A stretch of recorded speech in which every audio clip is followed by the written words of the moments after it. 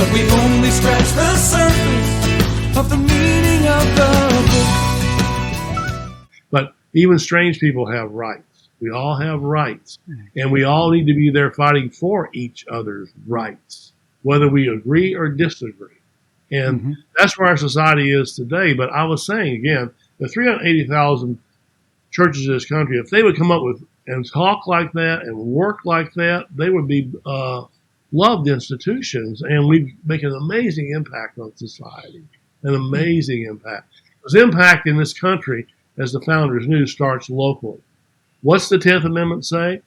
Local governments can nullify acts of the federal government.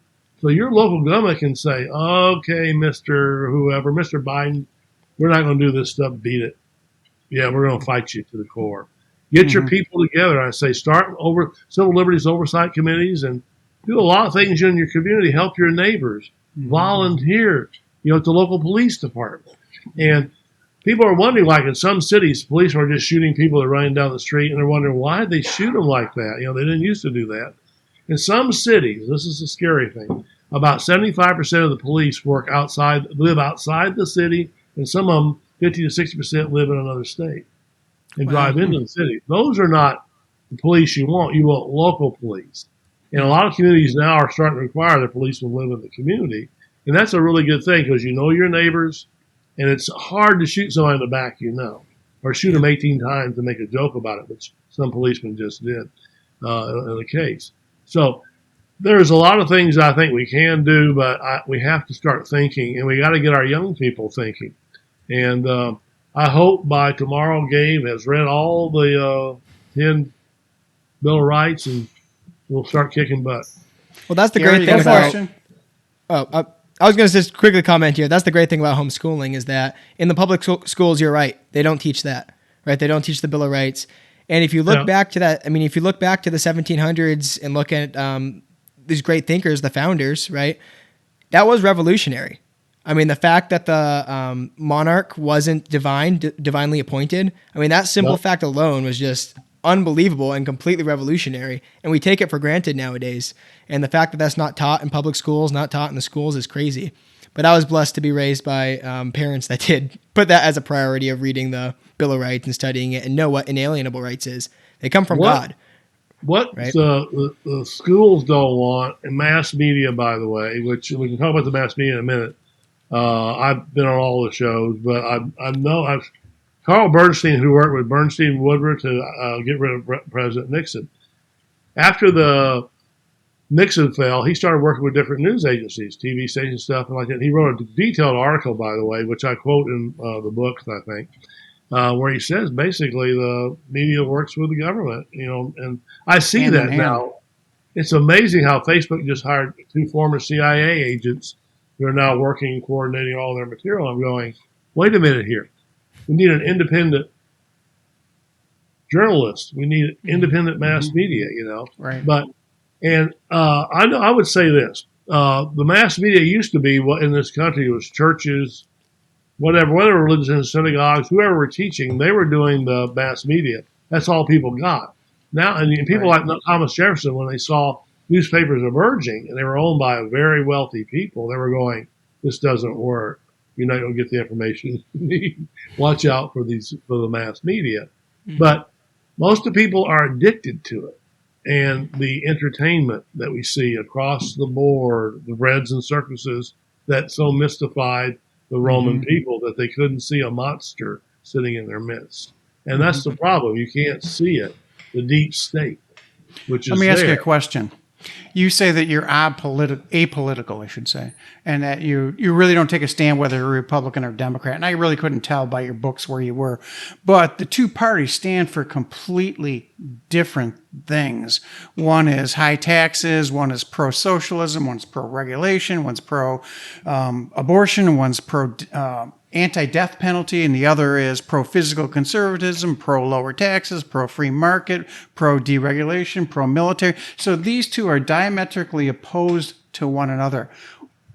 Don't we have to go with one side or the other based on truth? And the propensity of truth seems to be towards one versus the other.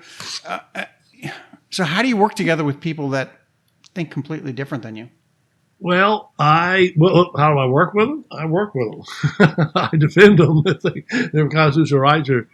Yeah, no, I'm not talking about that. I'm talking about the political arena. I'll speak to their groups, by the way, even when I don't agree with them. But the point is that voting for a candidate to me is the least thing you can do. I want to see people active in their government, especially their local governments. And Washington, D.C. has never saved this country. I mean, it's always been there for money. It does not save America. I mean, when you look at all the things we're seeing happening around the globe, all the bases around the globe, all the money we're spending, we're dropping a bomb, sometimes in the Middle East every 10 minutes, killing women and children. They're involved in those too. The drone, I've talked to drone operators, by the way, which will freak you out if you've ever done that. These are people who sit in a room somewhere in America and over in Iraq or somewhere, they're tracking someone they have to kill. Well, they just send a missile, bang, they're gone. And they have no conscience when you're talking to them. And that's the thing we have to learn is, does government have a conscience when it's killing people, bombing people? No, it's like a video game. It's like a video game. Yeah. We ought to mistrust all those in power. Why? Well, Christians ask me, when they talk about it, I said, well, you believe in sin nature? Well, there's some pretty powerful sin nature dudes in government. And they work there, and they want what they get. They want the flowers. Nancy Pelosi wants her water every morning, her flowers, and all the things that we provide as tax-paying people. Well, let's say it again, like I told you. Those underground facilities around the country, those things cost billions of dollars. We didn't vote on any of that. I don't vote when they go to war. They just do what they want to do. And here's the thing. The Constitution starts with those three beautiful words, we the people do ordain and establish. Who's the government? Us, supposedly us.